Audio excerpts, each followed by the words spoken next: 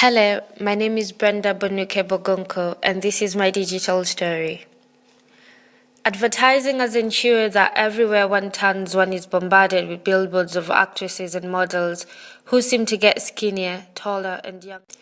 Magazines and TV shows are filled with weight loss programs like Shedding for the Wedding or Heavy, whose tagline is, "Losing is their only hope." Programs like Single Ladies or Gossip Girls, whose cast is made up of what society represents to be beautiful and handsome ideal persons. Exposure to certain media content has led to persons struggling with their body image, as encounter with these images of perfection drawn by the media stirs feelings of a need to strive to attain the ridiculous standards set. In a world where pervasive media images fuel unrealistic expectations about how one should look, and dissatisfaction if one fails to make the grade, I chose to do my study on this topic so as to try and find the link between poor body image and the representation of masculinity and femininity by the media. Lightstone defined body image as that which involves our perception, imagination, emotions, and physical sensations of and about our body. It is how you feel others perceive you, what you believe about your physical appearance, how you feel about your body, and how you feel in your body. Social psychologist Leon Festinger hypothesizes that there is a drive to self-evaluate oneself in comparison to others in the society. And in his theory, Social Comparison, he states that people evaluate their own opinions and desires by comparing themselves with others.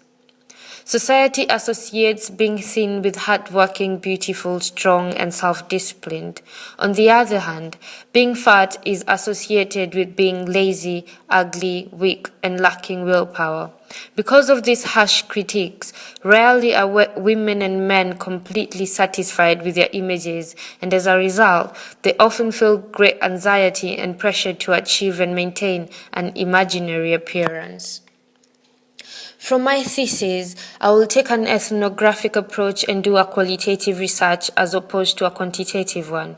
Qualitative research is more focused on how people feel, what they think, and why they make certain choices, which is precisely what my thesis is set to find out from the subjects at study. After carefully looking at the data collection methods available, I thought it best to go for focus groups and individual in-depth interviews. And as affirmed by Lunt and Livingstone, focus groups are particularly useful when researchers seek to discover participants' meanings and ways of understanding, as a quasi-naturalistic method for studying the generation of social representations. Interviewing is defined as a conversation with a purpose by Kahn and Carnell, and I plan to use the semi-structured interview due to its consistency and its data's saturation is increased while using an interview guide. Interviews are useful to obtain detailed information including one's perceptions, feelings, attitudes, and opinions. During the data collection process, I'll be utilizing visual methodologies because, as John Burgess emphasizes, seeing comes before words, as it involves using photographs to invoke comments, memory, and discussion during a research interview, and effectively exercise agency, causing the interviewees and the focus group participants to do and also think of things they have forgotten or see things they were aware of in a new light.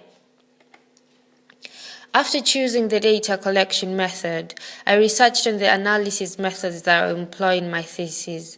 To analyze collected data is to describe the objects or events to which the data refers to. Consent is all about participants choosing whether or not to be part of one's research study, and it must entail capacity, voluntariness, and information. And therefore, I will ensure my participants are legally adults and they understand what my study is all about, and they have a free choice to participate or not. As my study is about body image, I will be keen not to ask questions which would have any effect on my participants psychologically or emotionally. And when writing up, I will make sure I do not portray the findings in such a way that the identity of my participants may jeopardized.